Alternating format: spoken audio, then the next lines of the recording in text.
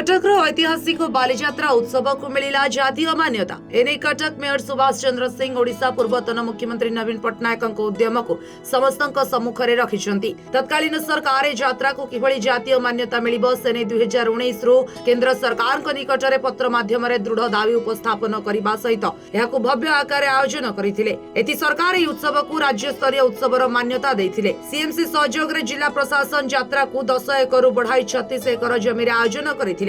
2000 पिला को नहीं डंगा तैयारी करा जाय Guinness book of world record हासिल कला। बार्ली रे थाई प्रधानमंत्री उत्सवर ना नैथिले। एबे बालीजात्रा जातीय मान्यता पाइबा परे यार काया कल्प बदली जिवो बोली मेयर कहिसंती। कटक बालीजात्रा को जातीय मान्यता प्रदान करने दीर्घ 7 वर्ष संघर्ष चलता।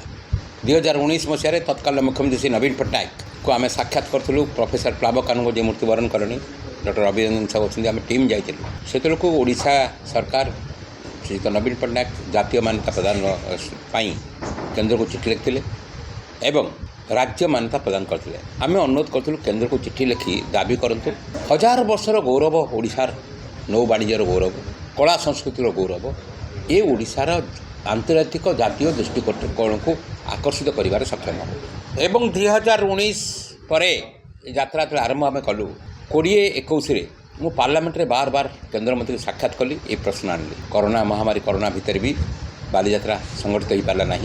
21, 22, 23 बालीजात्रा 20, 19, 20, 21 बालीजात्रा हो पारानी। 22, 23 बालीजात्रा पूरा जातीय दृष्टि आकर्षण करने कटक सफल है। महानगर निगम प्रमुख भूमिका नहीं 2022-23 बालीजात्रा को नुआ रूपरेखा 10 एकड़ जगार बालीजात्रा पूर्व होता 36 एकड़ जगह निगला एवं व्यापकतम करागला।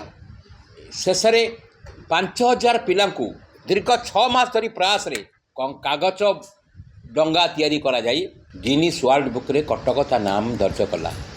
तो प्रधानमंत्री वर्तमान जे नरेंद्र भाई अच्छा से से बाली रे जाइए 2022 मसीह G20 मीटिंग अटेंड करने घोषणा कले जे कटक रे बालीजात्रा होची गिनीज वर्ल्ड बुक रे नाम दर्ज करने उद्यम कर 2022-23 नुआ रूपरेखा बालीजात्रा जातीय आंतर्जातिक दृष्टि आकर्षण करता।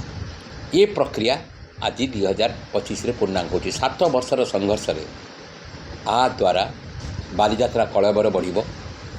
बालीजात्रा को आम 10 एकड़ 36 एकड़ नहीं 100 एकड़ को क्रॉस कर सेंट्रल गवर्नमेंट जो भाव में विभिन्न यात्रा को जातीय मान्यता दे बड़ आर्थिक सहायता कुंभ मेला को कई 1000 कोटी टंका सहायता दिखाई आमको आर्थिक सहायता मिल जातीय स्तर समस्त वाणिज्यिक माने जहाँ कहुच्छी अनुष्ठान अच्छी से अंशग्रहण हे सांस्कृतिक अनुष्ठान से अंशग्रहण करेंगे और देश विदेश प्रतिनिधि आसवे आम्बासाडर मैंने आसवे एवं ओडिशार 1000 वर्षर गौरवर जो परंपरा आज ओडिशा मेकिंग इन ओडिशा जो नुआ धारार अग्रसर होची ताको सहायता हेबो एवं ओडिशा कटक गोटे बड़ दृष्टि आकर्षण कर गोटे विश्व दरबार को जातीय मान्यता पाइबा पर।